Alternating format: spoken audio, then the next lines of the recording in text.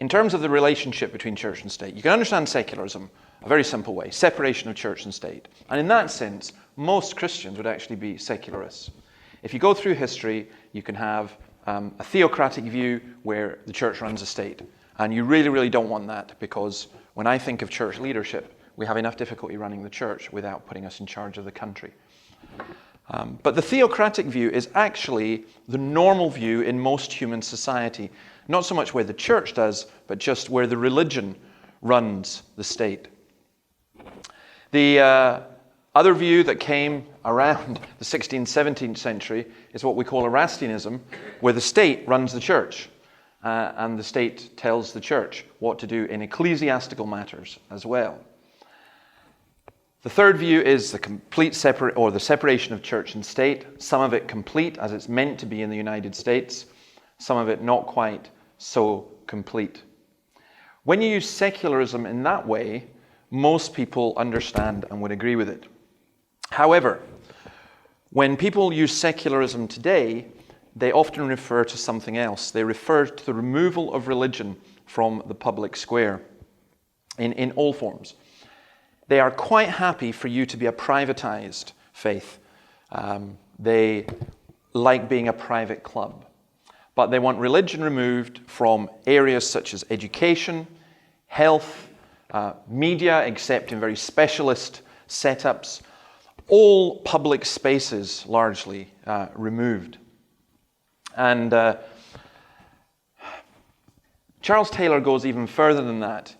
He suggests we need to think of a third form of secularism, which he calls secularity, which for me is the one that interests me the most, and it's the most relevant one for here, and it's why, in my view, most people here are largely wasting their time doing evangelism until they grasp and get hold of this, because we're trying to present the gospel to people who are secularist in this third sense.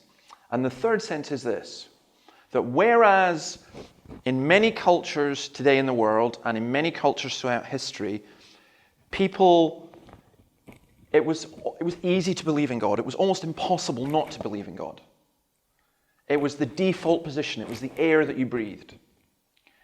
Now we've shifted, particularly in most of our cultures and certain age groups and demographics as well. But now we've shifted to a position where not only is belief in God one of the optional extras. You know, you have to believe in that chair. That's not an optional extra. You have to believe in health. That's not an optional extra. But belief in God is an optional extra. But not only is it an optional extra, it is, how will I put it? It's something that's actually quite difficult. It's really difficult. So when you're going, so what I'm saying is that there are many, many people who will go to things and say, right, now how do I get people to do this? And how do I get people to think that? And I'm saying, if you haven't got the foundation right, then you're absolutely stuck. And the foundation is, for a huge number of people, belief in God is almost impossible. It's like jumping through hoops. So that kind of secularism, I think, is what we're trying to deal with. And I think that an awful lot of people just do not realize that. I think many Christians and much of our evangelism and much of our teaching is still operating in the realm of it's natural to believe in God, and people who don't believe in God, it's a kind of, an aberration. But I think many of our people are being brought up in a culture where it's not natural. My daughter, for example, my oldest daughter and my youngest daughter, both of them in their class in school, there was nobody. It wasn't even an option. It wasn't even considered. It didn't fit anywhere within the worldview. And that is, to me, just incredibly, incredibly common. And I think many people in the church just don't realize that because they're living in the environment in which belief in God is considered to be natural. And when these two worlds collide, very often it's the church that loses out because the church doesn't understand it. So secularism in those three senses, state, church separation, removal of religion from all forms of public life, and then secularity. The underlying conditions for belief are, that's what I'm referring to. Now, I was going to go into that into a whole lot more detail, but partly because of time, I don't want to. And also because I'm much more concerned about what we do about it. And I think of, in Acts 17, the world turned upside down. These are they who have turned the world upside down. When I first started preaching, I was, how old was I? 21 years, and I was in the Free Church College. And I went round, they send you around, and you basically have one or two sermons. My absolute sermon was, I took it from Christopher Hill's, the Marxist historian Christopher Hill's book, entitled The World Turned Upside Down, which was taken from Acts 17:4, which is, these men who have turned the world upside down have come here also. It was only when I realized that in the King James Version, in the NIV version of the Bible, it was, these men who've caused trouble all over the world have now come here. And that was the text that I used everywhere I went. Some people thought it was prophetic. But it's always been an ambition for me that the world has to be turned upside down. And I don't want to be harsh with people, but I honestly think that most churches in Europe are not grasping that unless the world is turned upside down, they're just going to go nowhere. I think our world has actually been gradually turned upside down. Like you go into the saunas and they turn that thing like that. I think that's happened in European culture. And I think we're, if you like, straining at gnats and swallowing camels when we don't recognize this. And that's not meant to be a counsel of despair. It's meant to be reality. What kind of world is Europe today? I want to just... this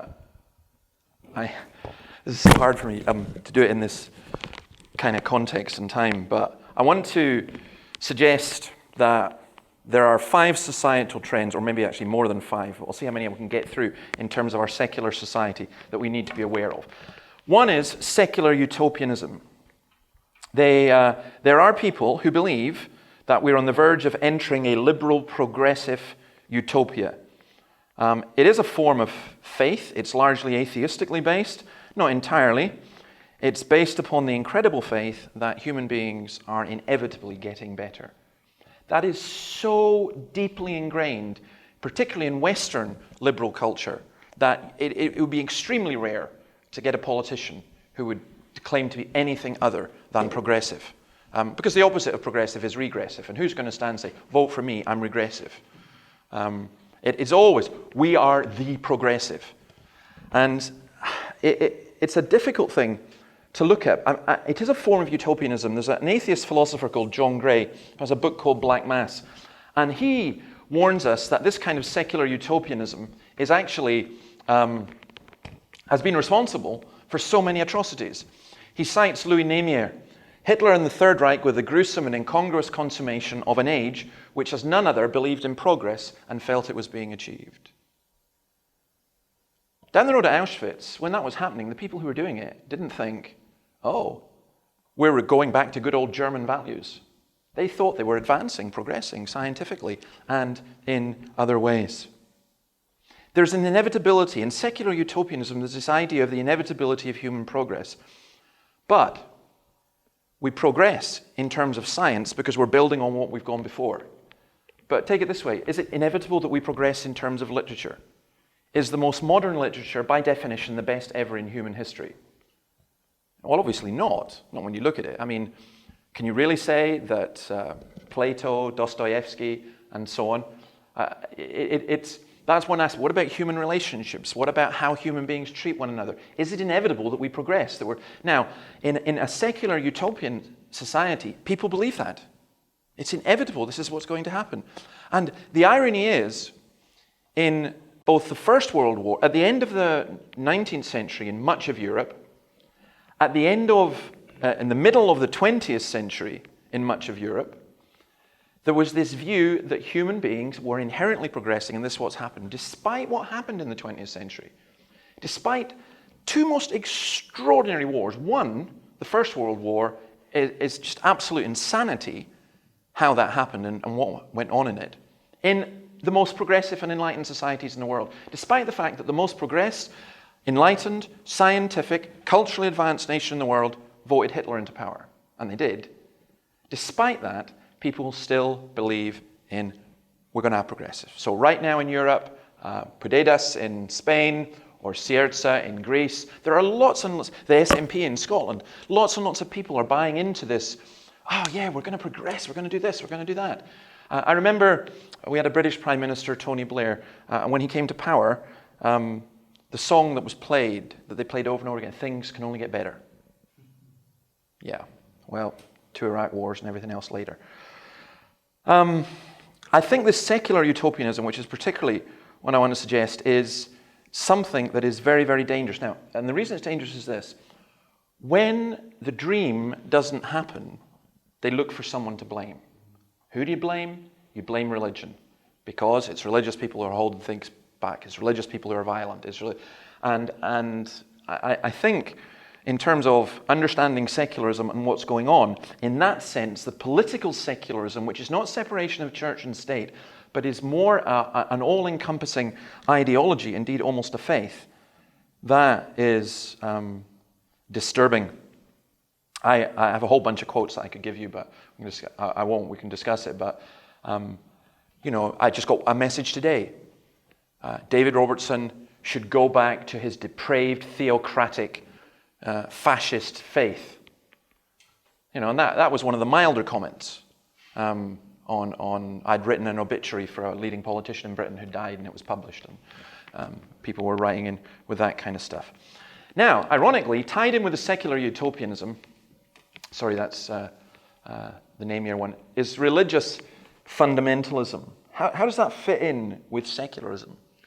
As I said, because religious people will often get blamed. Plus, the key thing here, and I am thinking in the context of Europe, particularly of Islam, is when you have a secularist state which privatizes religion, and you have a religious faith which is also political, as Islam is, there is no separation of church and state in Islam, and cannot be.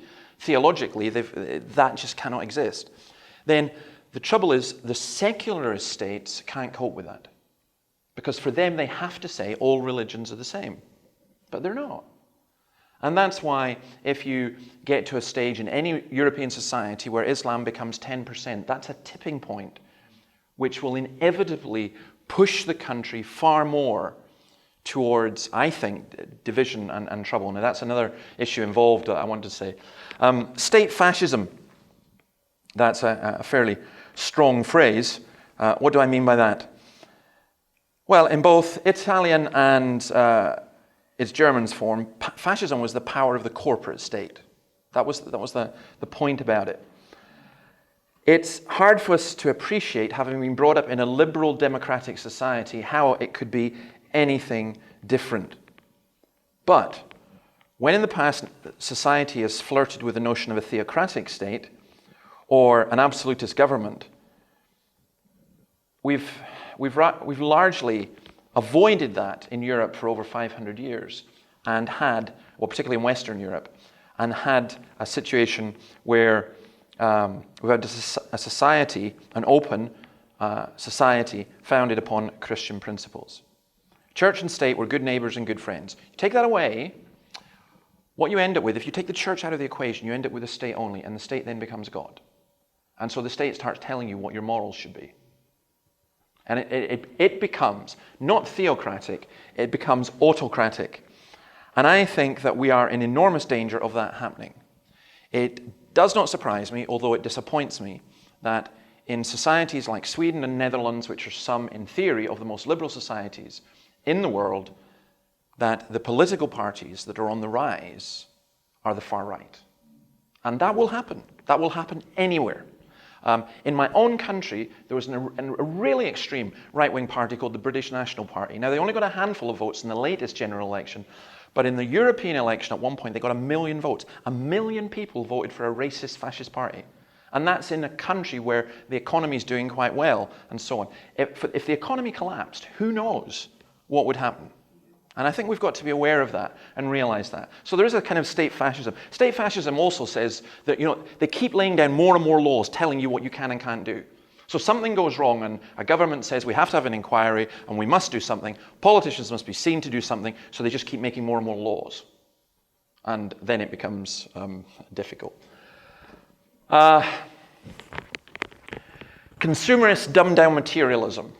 To me, that's an aspect of the secular societies that we're living in. Because I didn't want to take secularism all on its own. And what do I mean by that?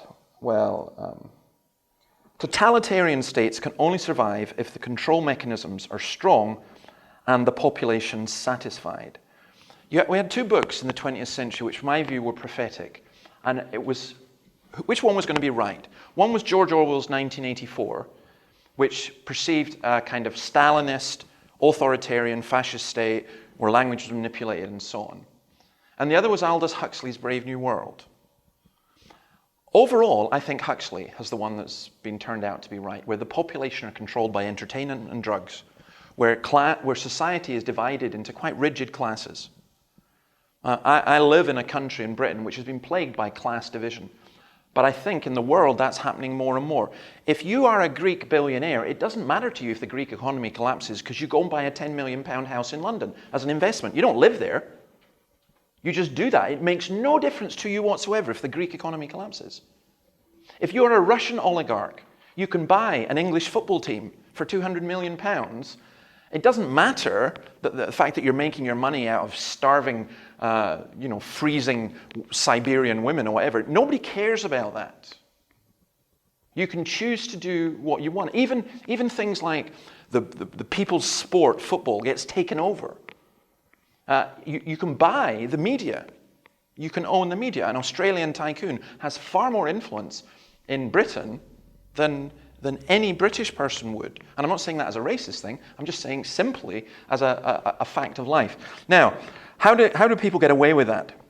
Well, only if the populace are going to be satisfied with a really false view of life, a whole bunch of Disney-esque waffle, drugs, 15 minutes of fame on reality TV, sex, money, widescreen TV, and your life is really, really happy if you've got the latest iPhone. Then you've made it. That's it. It's not quite let them eat cake, but it's close to that. And in that world, what happens is education becomes about training people for jobs and so on.